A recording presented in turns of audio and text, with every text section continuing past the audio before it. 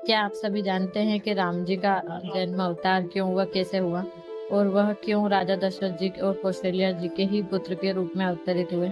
अगर हाँ तो कमेंट कीजिए, और नहीं तो आइए जानते हैं, पूर्ण विस्तार से जानेंगे। वैसे भगवान ने हमेशा अपने भक्तों के तप से प्रसन्न होकर या फिर राक्षसों के वक्त के लिए ही अवतार लिए हैं और अपने भक्तों को संतुष्ट किया है। आज हम राम जी के जन्म और अवतरण की कथा का विस्तार से वर्णन जानेंगे। मनु और शत्रुपा के तप एवं वरदान की पहली कहानी। यह मैं आपको हिंदी में ही सुना रही हूँ ताकि सभी को अच्छे से समझ में आए। श्री राम जी की कथा कलयुग के पापों को हरने वाली, कल्याण करने वाली और बड़ी सुंदर है। स्वयंभू मनु और उनकी पत्नी शत्रुपा, जिनसे मनुष्यों की यह अनुपम सृष्टि हुई। इन दोनों पति पत्नी के धर्म और आचरण बहुत अच्छे थे। आज भी वेद उनकी मर्यादा का गान करते हैं। राजा उत्तानपाद उनके पुत्र थे, जिनके पुत्र प्रसिद्ध हरिभक्त ध्रुव जी हुए। उन मनु जी के छोटे लड़के का नाम प्रियव्रत था, जिनकी प्रशंसा वेद और पुराण आज भी करते हैं। पुनः देवहूति उनकी कन्या थी, जो कदर्म मुनि की प्यारी पत्नी हुई और जिन्होंने आदि देव दिनों पर दया करने वाले समर्थ एवं कृपालु भगवान कपिल को गर्भ में धारण किया। तत्वों का विचार करने में अत्यंत निपुण जिन कपिल भगवान ने सांख्य शास्त्र का प्रकट रूप से वर्णन किया, उन स्वामी भू मनु जी ने बहुत समय तक राज्य किया और सब प्रकार से भगवान की आज्ञा रूप शास्त्रों मर्यादा का पालन किया। घर में रहते बुढ़ापा आ गया, परंतु विषयों से वैराग्य नहीं होता।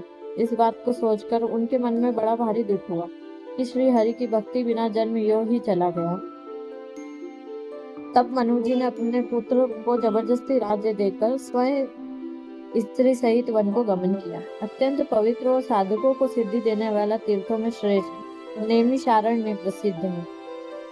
वहाँ मुनियों और सिद्धों के समूह बसते हैं। राजा मनु हृदय में हर्षित होकर वहीं चले। वे धीर बुद्धि वाले राजा रानी मार्ग में जाते हुए ऐसे सुशोभित हो रहे मानो ज्ञान और भक्ति ही शरीर में धारण किए जा रहे हैं। चलते चलते वे गोमती के किनारे जा पहुंचे। हर्षित होकर उन्होंने निर्मल जल में स्नान किया। उनको धर्म धुरंधर राजर्षि जानकर सिद्ध और ज्ञानी मुनि उनसे मिलने आए। जहाँ जहाँ सुंदर तीर्थ थे, मुनियों ने आदरपूर्वक सभी तीर्थ उनको करा दिए। उनका शरीर दुर्बल हो गया था। वे मुनियों के से वल्कल वस्त्र धारण करते थे और संतों के समाज में नित्य पुराण सुनते थे और द्वादशाक्षर मंत्र ओम नमो भगवते वासुदेवाय का प्रेम सहित जप करते थे। भगवान वासुदेव के चरण कमलों में उन राजा रानी का मन बहुत ही लग गया। वे साग फल और कंद का आहार करते थे और सच्चिदानंद ब्रह्म का स्मरण करते थे। फिर वे श्री हरि के लिए तप करने लगे और मूल फल को त्याग कर केवल जल के आधार पर ही रहने लगे। हृदय में निरंतर यही अभिलाषा हुआ करती थी कि हम कैसे उन परम प्रभु को आंखों से देखें, जो निर्गुण, अखंड, अनंत और अनादि है।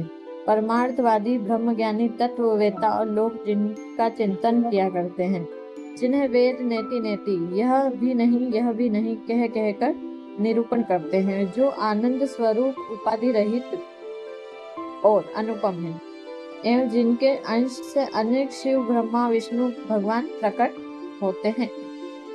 ऐसे महान प्रभु भी सेवक के वश में हैं और भक्तों के लिए दिव्य लीला विग्रह धारण करते हैं। यदि वेदों में यह वचन सत्य कहा है तो हमारी अभिलाषा भी अवश्य पूरी हो। इस प्रकार जल का आहार करके तप करते करते 6000 वर्ष बीत गए। फिर 7000 वर्ष में वायु के आधार पर रहे। 10,000 वर्ष तक उन्होंने वायु का आधार भी छोड़ दिया। दोनों एक पैर से खड़े रहे। इसके आगे हम नेक्स्ट वीडियो में सुनेंगे।